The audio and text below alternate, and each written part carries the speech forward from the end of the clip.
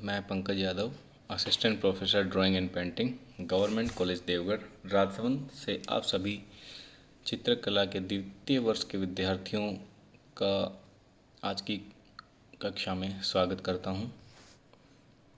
आपको पता ही है कि हम अभी जो पढ़ रहे थे वह है अजंता गुफाओं की चित्रकला।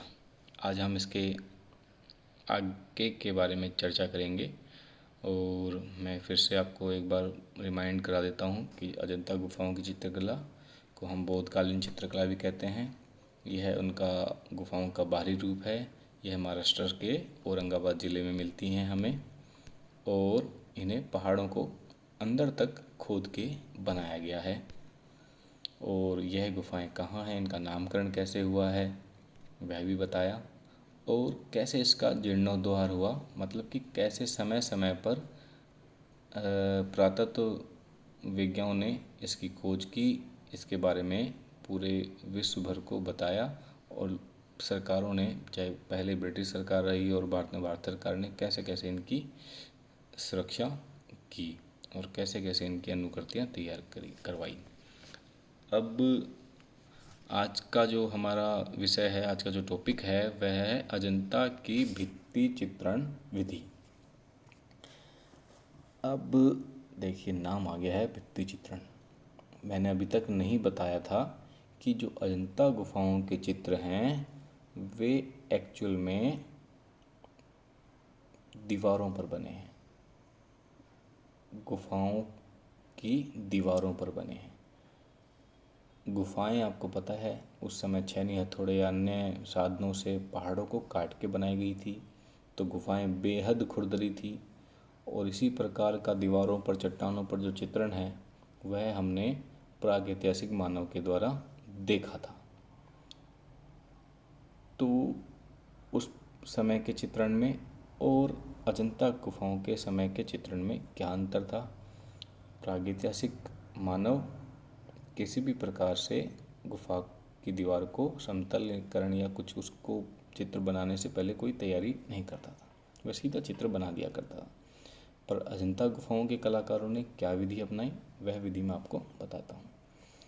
तो इस चित्रण विधान में गुफा की खुरदरी दीवार पर खड़िया, चूना, गोबर का बारीक गारे का घोल लगाया जाता था।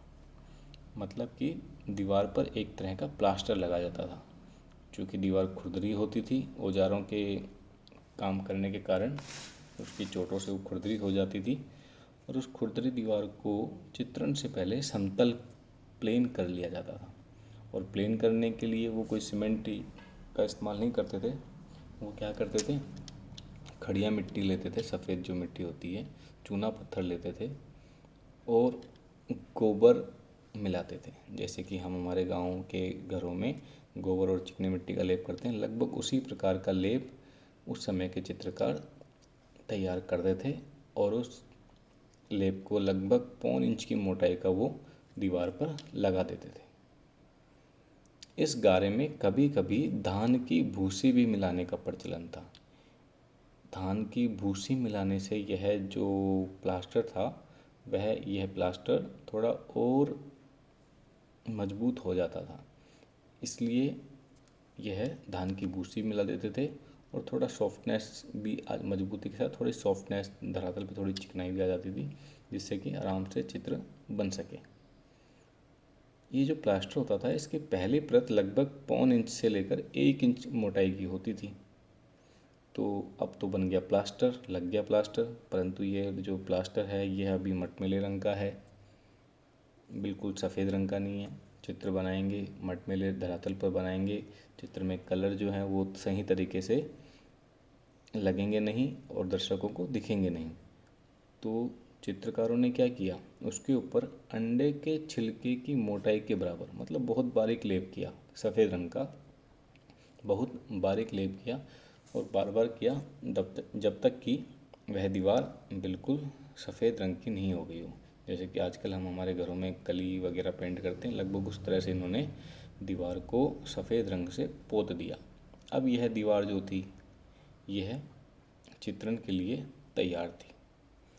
अब क्या किया जाता था, इस प्लेन समतल सफ़ेद दीवार पर गेरू रंग से, जो लाल रंग जैसा होता है, उस गेरू रंग से चित्रों में का रेखांकन किया जाता था कि हाथी बनाना है तो उस गेरू रंग से हाथी बना दिया, या कोई मानव बनाना है तो मानव बना दिया।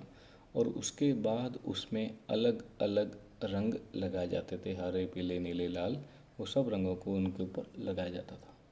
यह जो विधि थी और ये जो रंग थे, ये रंग सारे के सारे खनिज रंग थे, ऐसे ही केमिकल वाले कलर्स नहीं थे। ये प्रकृति से प्राप्त पत्थरों से या अन्य पदार्थों से प्राप्त खनिज थे, और इनको कूट पीस कर हमारा चित्रकार इस्तेमाल करता था और इन चित्रों को दीवार पर लगाता था। और ये जो है, यह विधि टेम्परा विधि कहलाती है। इसमें अब इन रंगों को स्थायीकरण करने के लिए, हमेशा लॉन्ग लास्टिक बने रहें, इसके लिए कुछ गोंद इनमें, प्राकृतिक गोंद इसमें मिलाया जाता था। तो इस प्रकार से अजंता का जो चित्रकार था वह चित्रों को बनाता था और चित्रों को चिरस्थायी होने देता था। अब हम पढ़ते हैं गुफाओं की संख्या के बारे में। तो वर्तमान में ये जो गुफाएं हैं, ये कुल 30 गुफाएं हैं। पहले ये संख्या 29 थी, परंतु अब क्या हुआ कि गुफा संख्या 14 और गुफा संख्या 15 के मध्य एक नई गुफा का पता चला है। छुपी हुई थी दीवारों से, अब वो दीवार गिर गई तो यह गुफा हमारे सामने आ गई। तो इस नई गुफा को अब क्या नाम दिया जाए? तो क्या किया गया कि 14 और 15 के बीच में थी, इसलिए इसका नाम 15A रख दिया गया। और ये एक बात और बता दूं कि ये जो गुफाएं हैं, यह क्रम से नहीं बनी कि गुफा संख्या 1 यहाँ बन गई, उसके बगल में गुफा संख्या 2, फिर उसके पास गुफा संख्या 3, 4, इस तरह से पूरी श्रेणी उस अर्धचंद्राकार पहाड़ी पर चलती गई। ऐसा नहीं था, ऐसा बिल्कुल नहीं था। मैं आपको एक स्लाइड है, उस स्लाइड के माध्यम से बता देता हूँ जो पीछे चली गई थी। यह देखिए, यह है वो चित्र। इसमें यहाँ कुछ नंबर्स लिखे हैं, 1 2 3 4 ऐसे ये सब नंबर्स लिखे गए हैं। ये जो नंबर्स हैं और ये जो चित्र है, पहाड़ी का जो चित्र है, 1 है तो ये 1 गुफा का चित्र है, 2 है तो 2 गुफा का, 3 है तो 3, 4 है तो 4, 5, 6, इस तरह से गुफाएं बनाई गई। पर ये जो गुफाएं हैं, इसमें जो अक्षरों का जो छोटा पर और बड़ा किया गया है, यह गुफाओं की वैभवता को बताता है कि गुफा नंबर 1 अक्षर बड़ा है, 2 बड़ा है, 3 छोटा है तो 3 छोटी गुफा है। इस तरह से यह किया गया है। और फिर आप देखेंगे 9 10, ये 9 10 को इन्होंने क्या किया है, ब्रैकेट में किया है, ठीक है। 11 12 13 इस तरह से पूरी श्रेणी चलती गई। और आप देखेंगे 15, 15 के बाद है 30, और 30 के बाद है 15A, और फिर है 16। तो ये गुफाएं बाद में मिली, इसलिए इनका क्रम इन्होंने क्या कर दिया, बाद में कर दिया। 28 तक तो ठीक ठाक मिलती गई गुफाएं, जो बाद में मिली उसमें 29 गुफा, 30 गुफा ऐसे कर दिया गया, मार्किंग कर दी गई उनके बाद में थोड़ी, बस इसी दृष्टि से कि ये गिनने में आसानी रहे। इसके अलावा इनमें कोई साम्यता नहीं है। ऐसा नहीं कि गुफा संख्या 1 है वो सबसे पहले बनी थी, गुफा संख्या 2 उसके बाद बनी थी, ऐसा यह क्रम जो है यह इतिहास की इनकी बनने के कालक्रम के हिसाब से नहीं है, यह केवल हमारे अध्ययन के हिसाब से किया गया है। आप ऐसा मत मानिए कि गुफा संख्या 1 सबसे पहले बनी है और 30 होगी वो सबसे बाद में बनी होगी, ऐसा नहीं है।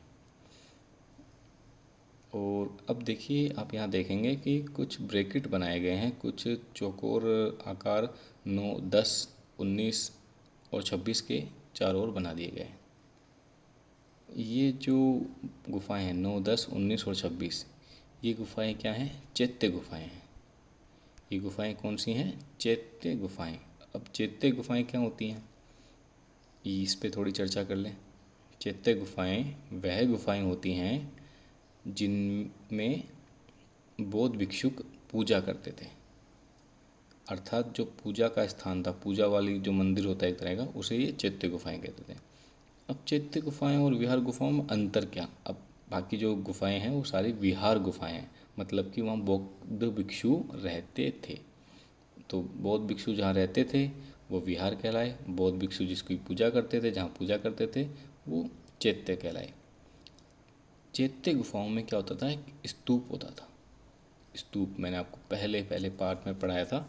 स्तूप की एक अर्ध गोलाकार हिस्सा होता है, जैसे कटोरी, उल्टी कटोरी रख देते हैं, तो वो जो हिस्सा है उस प्रकार का एक अर्ध गोलाकार आकृति होती है, संरचना होती है, और उसकी ये पूजा करते हैं। उसके चारों ओर परिक्रमा करते हैं, जैसे हम हमारे मूर्तियों के या मंदिर में चारों ओर परिक्रमा करते हैं, उसी प्रकार से ये भी उस स्तूप के चारों ओर परिक्रमा कर कर पूजा करते थे। तो ये है गुफाओं का क्रम संख्या और उनके हिसाब से उनका चित्र। यह है अब एक स्तूप है, गुफा संख्या 16 है, जो कि एक चैत्य गुफा है। उसमें ये चैत्य बना हुआ है। ये आपको समझ में नहीं आएगा, मैं आपको बाद में बता दूंगा इसके बारे में। तो आगे की चीज़ चलते हैं। तो गुफाओं की संख्या थी और गुफाओं के प्रकार, चैत्य गुफा और विहार गुफा। मैंने बता दिया कि चैत्य गुफाएं क्या थी और विहार गुफाएं आती। तो एक मैंने यहाँ चैत्य गुफा की फ़ोटो लगाई है, दूसरी विहार गुफा की। तो मैं इसको थोड़ा जूम करके दिखाता हूँ, आप समझ पाएंगे कि यह जो चैत्य गुफा है, ये एक अर्धगोलाकार आपको संरचना दिखाई दे रही है और इसके दोनों दिशाओं में पिलर्स हैं। इन पिलर्स के मध्य ये जो संरचना है ये स्तूप की है। तो बौद्ध भिक्षु इसकी क्या करते थे, पूजा अर्चना करते थे, मतलब इस कमरे में वो पूजा पाठ करते थे। तो यह चैत्य गुफा है। और जिस कमरे में वो रहते थे, निवास करते थे, वह विहार गुफा है।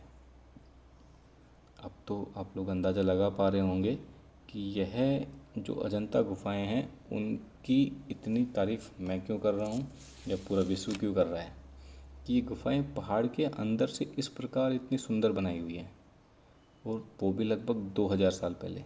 तो यह सोचकर ही आश्चर्य होता है। इसलिए गुफाएं बहुत महत्वपूर्ण हैं हम सभी के लिए। तो आपको पता लग गया चैत्य गुफाएं और विहार गुफाएं कैसी हैं और कितनी सुंदर होती हैं अंदर से। अब आगे के बारे में हम बताते हैं कि अजंता गुफाओं का निर्माण काल एवं रचना काल। अजंता की गुफाएं एक समय में बनकर तैयार नहीं हुई हैं कि पहली भी उसी समय बन रही, दूसरी भी, और 30 के 30 जो गुफाएं वो एक साथ बन रही और एक साथ ख़त्म हुई, ऐसा बिल्कुल भी नहीं है। जब जब चित्रकारों को, कलाकारों को समय मिलता गया, वो उनको बनाते गए। जैसे जैसे राज्यादेश, राजा के आदेश होते गए, वैसे वैसे वो बनाते गए। किसी किसी राजा ने ज़्यादा इंटरेस्ट लिया तो उसके काल में ज़्यादा गुफाएं बनी, किसी ने कम इंटरेस्ट लिया तो कम गुफाएं बनी। तो ये गुफाएं लगभग 200 ईसा पूर्व से लेकर 500 ईस्वी तक बनी हैं। 200 ईसा पूर्व भारत में मौर्य काल का शासन था, 500 ईस्वी में गुप्त वंश का शासनकाल था। ऐसा नहीं कि गुप्त के ही समय, गुप्त काल के राजाओं के समय ही बनी है। गुप्त काल के समय काल में कुछ और वंश भी थे महाराष्ट्र में, तो उन वंशों के राजाओं ने भी, वाकाटक वंश था एक, तो वाकाटक वंश के राजाओं ने भी इन गुफाओं को बनवाया था। और जो सबसे प्रसिद्ध गुफा है, गुफा संख्या 16, वो तो वाकाटक नरेश के द्वारा ही बनवाई गई बताते हैं। चलिए, तो ये था गुफाओं का निर्माण काल एवं रचना काल। अब हम पढ़ेंगे अजंता गुफाओं के चित्रों का विषय क्या था, मतलब कि गुफाओं के अंदर क्या बना है, कौन से चित्रों की रचनाएं की गई हैं, उन चित्रों में क्या क्या बातें बताई गई हैं, उनके बारे में हम पढ़ेंगे।